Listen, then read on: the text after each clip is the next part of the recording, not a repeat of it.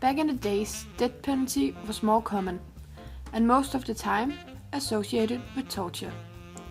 The execution methods had to be as painful as possible, so the sentence could suffer before she or he died.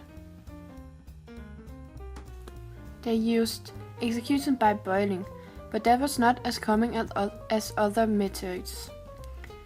They used execution on a bonfire, which was mostly used in the Middle Ages to kill witches. They used crucifixion. Jesus was, for instance, crucified.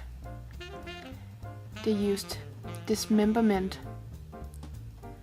like cutting off parts of the body. And they used executing by elephant, where the elephant tramped on the sentenced head until they died.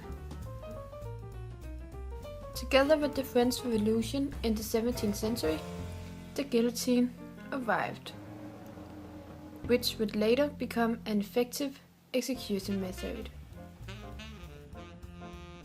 Today, the most used execution methods are hanging and shooting. In America, they normally use injection of a deadly poison. Besides that, several countries use decapitation, gas like they did in the Second World War, or electricity.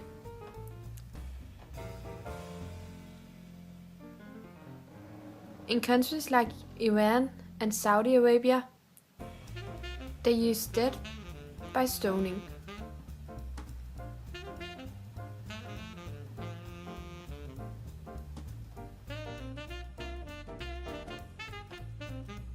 The end.